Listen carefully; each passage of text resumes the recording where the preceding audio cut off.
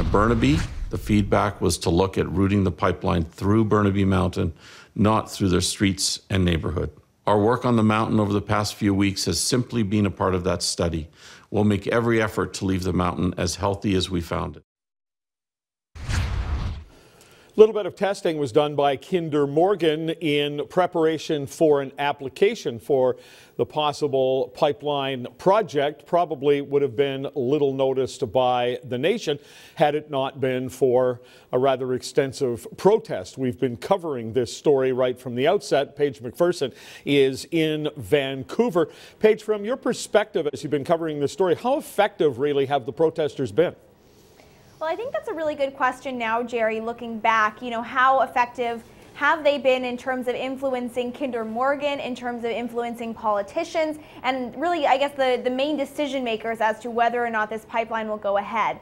I think that the protests in and of themselves, where you look at what happened, there was violence, there's 2 criminal charges, there were sort of mass symbolic arrests. Now, those arrests were dropped, but it was mostly people just volunteering themselves to symbolically get arrested. I'm not sure that there was a big impact or effectiveness of those protests other than the hundreds of thousands of dollars in police enforcement that of course falls on the taxpayer dime. But when it comes to influencing, let's say, politicians or Kinder Morgan, we're hearing a lot of the same stuff. We talked on your show yesterday about Christy Clark, the Premier of BC, and what she had to say, and she basically said, look, nobody's going to be happy, nobody's going to be 100% happy when it comes to these energy projects. You're never going to please everyone, and I think that's an important message. You know, I think the politicians are sort of consistent with following the regulatory processes that we have in place.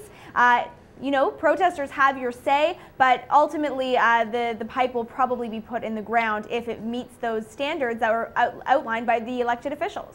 Well, it'll be interesting to see, too, how a video we just showed a portion of. You have a very calm presentation there by the president of Kinder Morgan, and you can sit and listen to him, or you can watch what looks to me like a rabble of the protesters, and whether or not, in fact, that kind of lines people up into 2 camps.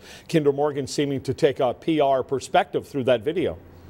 Yeah, it's really interesting actually what they're doing. So this is sort of in line with your first question, Jerry, about whether or not these protesters have been effective. So Kinder Morgan's president, Ian Anderson, that's whom we just saw, was speaking in that video there because he's actually holding a teletown hall tomorrow evening. And so he's basically listening to the grievances of concerned citizens that want to come forward and tell him their grievances over this sort of live phone chat. So that, I think, will be interesting. I'm certainly going to be tuning in. I don't know how hostile the conversation will get. But obviously what you have there is Kinder Morgan listening to the concerns of the people. In terms of the protest effectiveness on actually influencing Kinder Morgan, well, you could see that Ian Anderson said in that video there that there's this route on Burnaby Mountain is actually in response to local concerns, local grievances with the original route, which would have gone through more residential areas of Burnaby. This one's up on the mountain, sort of tucked away.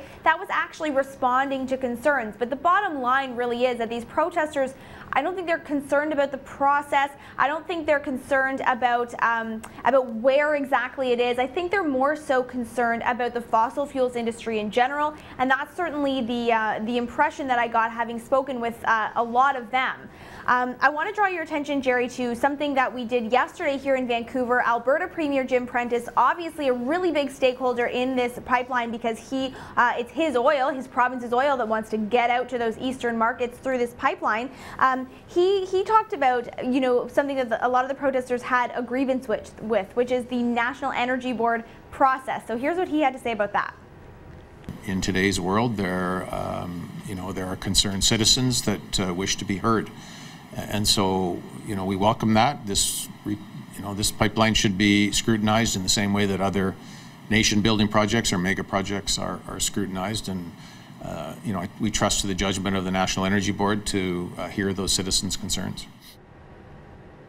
The reason I wanted to draw your attention to that, Jerry, is because I want to bring it back to those regulatory processes that the politicians love, but that the protesters hate. So ultimately what Jim Prentice is saying there is, yes, have your voice heard, get your message across, but ultimately we trust the National Energy Board to make these kind of decisions, and the protesters would completely disagree with that. Well, I'm sure it'll Yeah, I'm sure it'll drive them nuts. There's also this this teletown hall that Kinder Morgan is going to do tomorrow.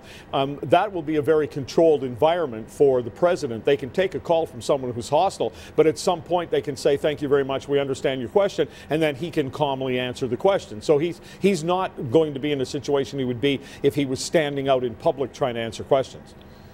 Absolutely not. You're very right. And Kinder Morgan did have one of these teletown halls that happened about 2 months ago, before they actually started doing their work here in the Vancouver area on Burnaby Mountain, and it was very much that, a very controlled environment. But I think what's interesting about this and about the way that Kinder Morgan has sort of pitched this teletown hall, as we heard in the video, saying that he had already responded to people's concerns, it didn't take protests and criminal charges and mass arrests and shining mirrors in cops' faces or anything like that for Kinder Morgan to hear their message, or the message of the concerned citizens in Burnaby, that they wanted the pipeline route moved. Instead, they went through the normal avenues, the normal channels through this, and that's how they got the route moved. They did these local consultations, they did them with First Nations and the government and all those kinds of different avenues, and that's how they actually changed the route and had their voice heard.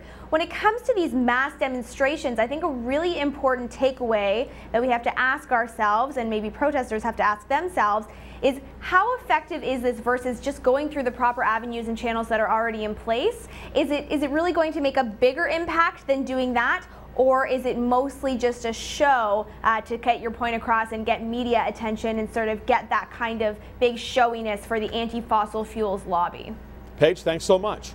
Thank you.